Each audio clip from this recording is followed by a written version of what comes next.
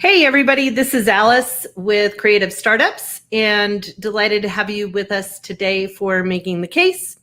I'm here today with Lavonya Jones. She is founder of Consciously Funded, and we'll get to know her and her work a little bit more. First, I wanted to invite everybody to hop on to our Substack, find us on YouTube. We're on Twitter, Instagram, you name it, we're there. So Making the Case, as you guys know, is an opportunity for us to explore in greater depth a topic that we feel is really important to creators, creatives. And today we've invited Lavonya to join us. Welcome, Lavonya. We're delighted to have you. Thank you. I'm excited to be here. Yep. So to share a little bit about who Lavonya is and what's important to her, Lavonya is on a life's mission to equip an army of socially conscious entrepreneurs. She is passionate about entrepreneurship as a solution to economic injustice and inequality. A third-generation HBCU graduate, Lavonya currently works with minority-serving institutions around the country and is an entrepreneurship professor with Morehouse College. She has over 15 years of experience working to create pathways into entrepreneurship, technology, and venture capital, and she is committed to the economic empowerment of her community. It's an impressive resume doing really important work. My first question, though, in case we have folks like we often do from outside the U.S., is what is HBCU? Define that for us. Yes, so HBCU stands for Historically Black College and University. And so these were schools that were created after the Civil War, but prior to 1964, that were established solely for Black students that were descendants of slaves because they could not go to predominantly white institutions. And so we currently still have 100 of them left in the United States. And we also have about 50 tribal colleges as well. So, you know, we have these different institutions that really center the culture of that community. And that's what really makes HBCUs kind of different from other institutions. You know, you just have that Black culture, especially Southern culture, centered with these universities. So I'm a third generation Hampton graduate, which is a school in Virginia, and I go hard for our HBCU community. Love them all. And you were sort of describing how HBCUs and tribal colleges have shifted economic opportunities. Yes, absolutely. Say more about that so people kind of have a sense of how important HBCUs are.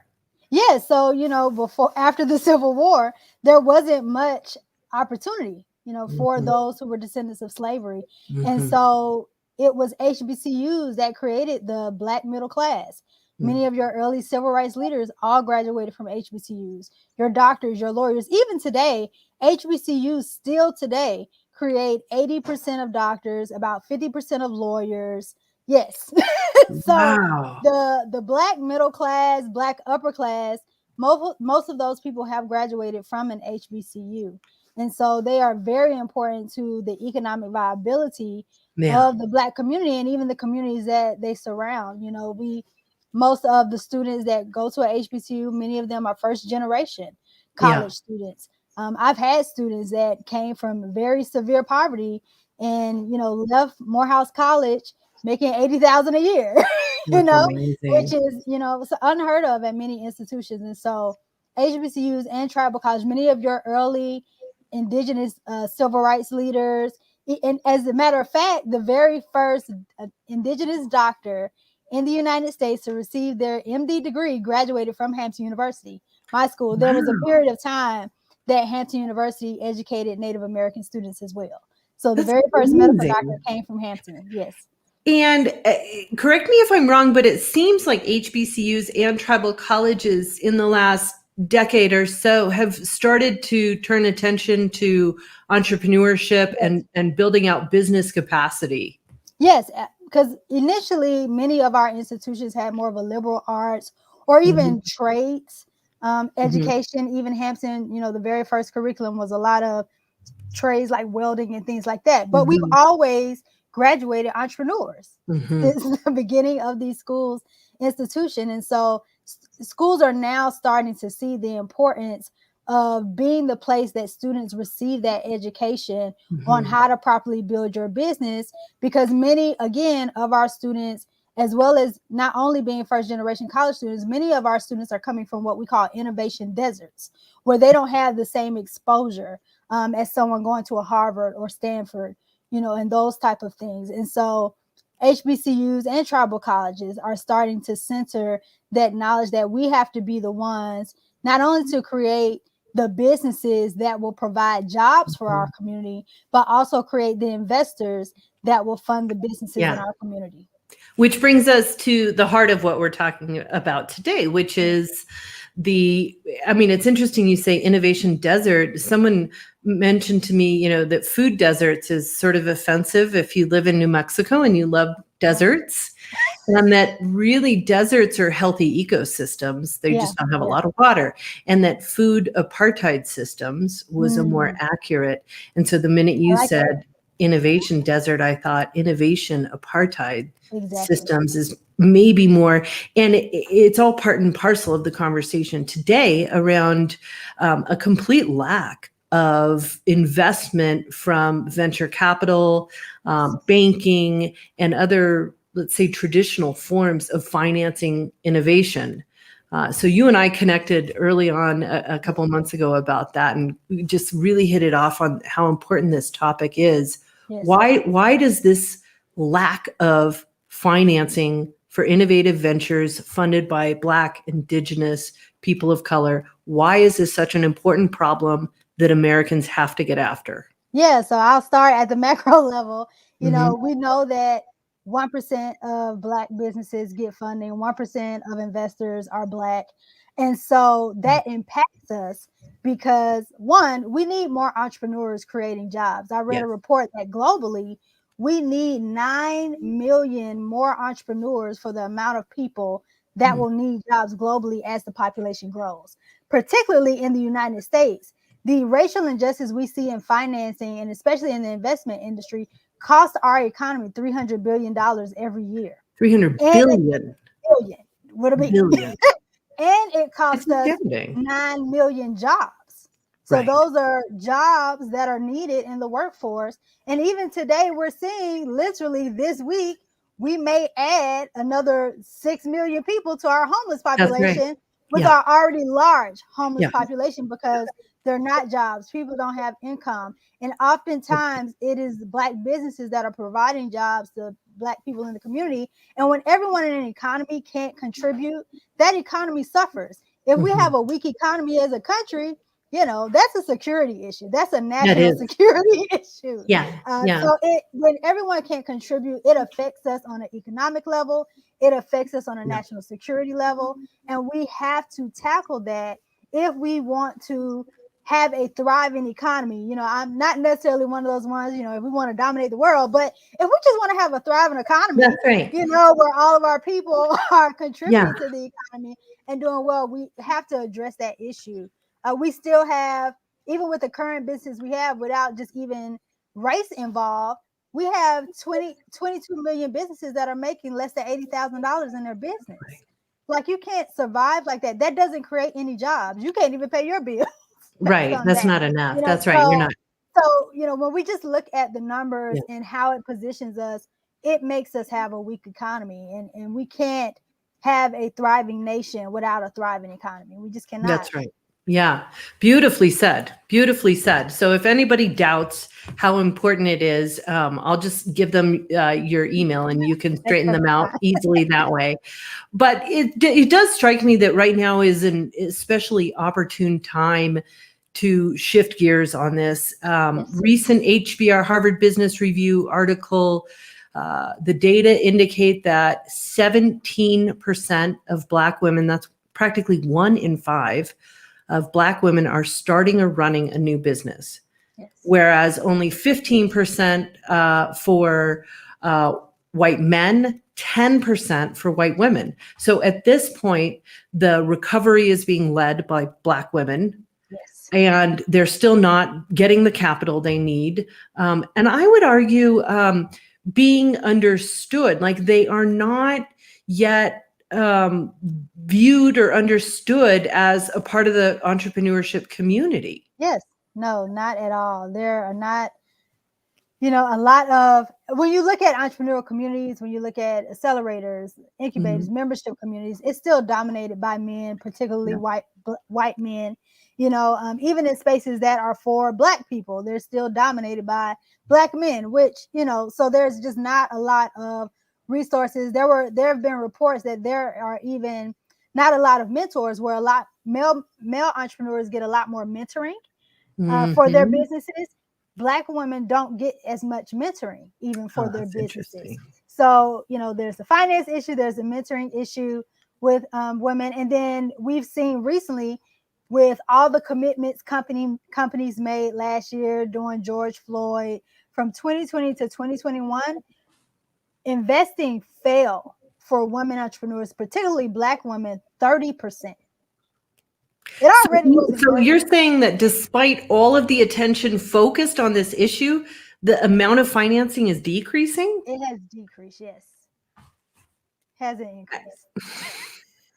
I mean, it makes me feel a little despondent, kind of worrying about my fellow human beings. Why are they not? What's going on that people are not awakening to the problem and then the flip side, the opportunity? Let me ask you a different question. There have to be people who are paying attention and who are figuring this out. What are some examples of people who have started to swim in the other direction and guide the way? We've seen organizations like Silicon Valley Bank, Andreessen Horowitz are investing more in founders of color and women of color. We saw SoftBank even create a fund. They have a new fund, yes. It's based here in Atlanta. I believe it was a $200 million fund to, invest in underserved entrepreneurs. We also see a lot of women, particularly Black women, starting their own funds to fund other Black women. So here in Atlanta, we have Zane Ventures. Then you have Arlen Hamilton, who's actually just absolutely amazing. And so we have Black Girl Ventures. So we're seeing, as Black women tend to do, taking matters into their own hands, saying, we'll fund ourselves, we'll help ourselves. Let's just get it done. But even one of the entrepreneurs here, Pinky Cole, who's a graduate of Clark Atlanta University at HBCU, she has a very successful restaurant here called Slutty Vegan. And she has taken portions of her profits from her business, her restaurant, to fund women entrepreneurs and even give the scholarships to women entrepreneurs at her alma mater. That is fantastic. That is.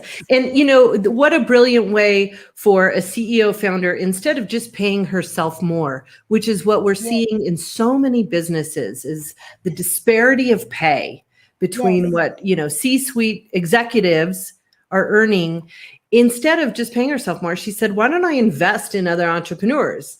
I'll still make some more money, but I also change the game. Yes, absolutely. Yeah. She's doing it on so many levels, not even just for Black women, but even Black men. She and another restaurant owner here started a fund to provide Black people who didn't have health insurance. So, they're taking those. We're seeing a lot more of that. Black business owners that have become successful. We saw with Pharrell, the rapper, who created the Black Ambition Fund to fund HBCU entrepreneurs. $1 million+ fund to fund HBCU entrepreneurs, and particularly because he knows he came from the area where I went to school, Virginia, Hampton Roads, Virginia, and so he knows how much HBCUs contribute to the Black middle class, and he decided to focus his earnings on that. Yeah. It's interesting because the creative economy is a space where I think a lot of Black entrepreneurs have dominated and been able to build a lot of wealth. And now we're seeing more and more Black entrepreneurs in the creative economy turn around and launch record labels and start investing in other entrepreneurs, et cetera. So for me personally, it's really fun to work in the creative space where a lot of that has already been happening. I think in the tech space, I've always been a believer that you can knock on the door of the dominant sort of player in the industry or in the economy. In this case, that's tech or venture capital. But frankly, they're going to ignore you. And so you might as well go build your own thing until you're all that, and they can't ignore you anymore. That's what Arlen did. That's exactly what Arlen did. Yeah. Yeah. And she came out of entertainment as well. She was a tour manager. Well, and unfortunately, then there's data showing again that those especially successful Black, Indigenous women investors are put through more rigorous sort of screening than white male investors who have similar sort of resumes. So the bias problem is it's deep, it's persistent. And I think instead of just asking for people with deep biases to change, we need to probably get used to the idea that we need to build our own system and our own alternative forms of financing, find our tribes, support each other. Yeah. What are some of the alternative forms of financing that are starting to work that we're seeing out there that are sort of really? Yeah, we're seeing a lot of shifts in how people even look at venture capital, because we know as a whole, the venture capital industry creates these win-lose scenarios. The returns are not great. They don't work very well. And so with these VC funds, we're seeing people come up with alternative investment vehicles. So here we have Collab Capital here in Atlanta, who has created this profit sharing model for their investment fund, as well as they take, a small equity stake and help their founders connect to the next round of funding, and they provide them with a mentor. So they're fixing both of those challenges. I have a fellow Hamptonian classmate in the DC area who is his fund is focused on the future of work in fintech, and he's created a new inclusive investment vehicle to invest in those businesses and underrepresented founders. We've seen companies like Popcom and Streamalytics with Angela Bennett and Don Dickerson that use equity crowdfunding. And I truly believe equity crowdfunding can be a game changer for underrepresented founders, because we've always done these kind of cooperative models and this community sharing of resources and finances, and equity crowdfunding just kind of fits into that culture in our communities. You also have grants. You have a lot more organizations popping up like Echo and Green, Kapor Capital that are providing grants to founders to help scale. And even one of the partners of Collab Capital, Jewel Burke-Solomon, she always talks about how it was pitch competitions that helped her to scale her business and get it to the point there where she was able to sell it to a Fortune 10 company. So, these different forms of models, because we know the venture capital industry, there are slim chances to get venture capital funding. And then when you do, the returns are just not great. Even the exits for underestimated founders are not the same as white men. Underestimated founders and Black founders typically don't exit at the same level that a white male exits. Oftentimes they just break even or make a very, very small amount of money, So there are a lot of people popping up, coming up with different forms. And I am of the belief too that we have to get out of these cookie cutter models of financing. I believe that every community is unique. Every community has a culture. And oftentimes, just like with an entrepreneur, they have to understand their target market and what they need. We need more these investors looking at the people that are trying to target for investment and figuring out what will be the win-win solution for that community instead of these win-lose solutions. It should be, centralized. Yeah. We're doing a new course. It's called Capital for Creators, because we want to spark the thinking in the creative economy space that it is not one size fits all. And venture capital is more than likely not the right pathway, which could be really good news. Revenue share models can be awesome for the creative economy. Loans, convertible debt, all kinds of stuff is out there. And, one call I would make to entrepreneurs is figure out the capital landscape enough to be able to make really good decisions. Don't be sort of wooed by the venture capital. It doesn't mean just because you raised $1 million does not make you successful. It just means that you, frankly, kind of got married to an investor who may or may not pay attention to you, but definitely wants you to focus all on the money. I mean, it just comes with a lot of good and bad, but there are other types of capital that might be better aligned to your creative vision. Micro-lending. We have micro-lending. And I just think we definitely, from an economic standpoint, need to do more. It's comfortable to do this cookie cutter model. But if we're going to be investors, we need to really target the communities we want to invest in and find that win-win solution. It may be a co-op model. It may be the model that may work in Atlanta may not work in New Mexico.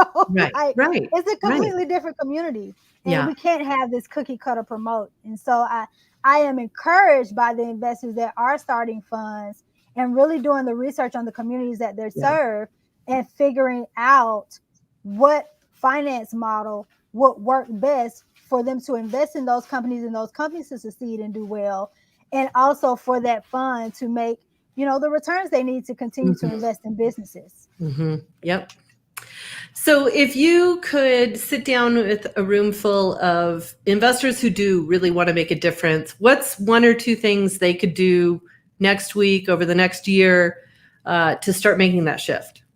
I think the first thing is to support people like Collab Capital and Zeal Ventures who have come up with these alternative forms of investment and fund them to fund people using those alternative forms of investment.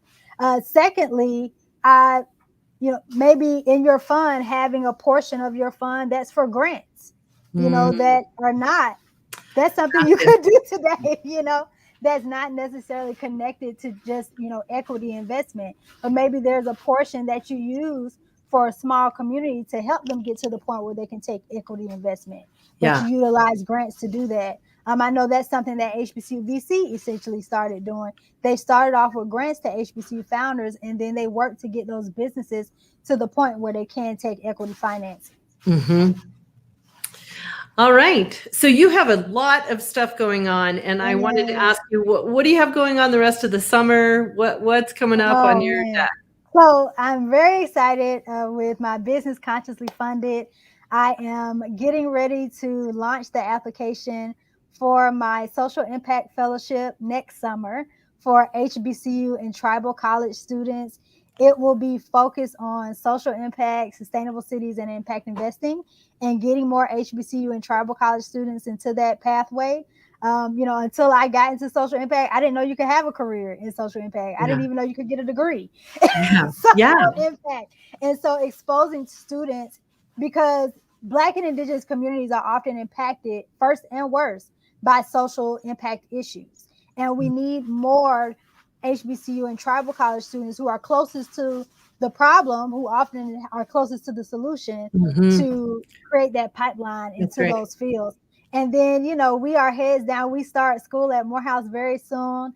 I'll be teaching my entrepreneurship class for our new entrepreneurship minor. So we are head down, getting ready to launch. We're actually going to be Morehouse College, Spelman College, and Clark Atlanta University. We all sit on the same plot of land here in Atlanta, and we're going to be the first HBCU locations for Blackstone Launchpad.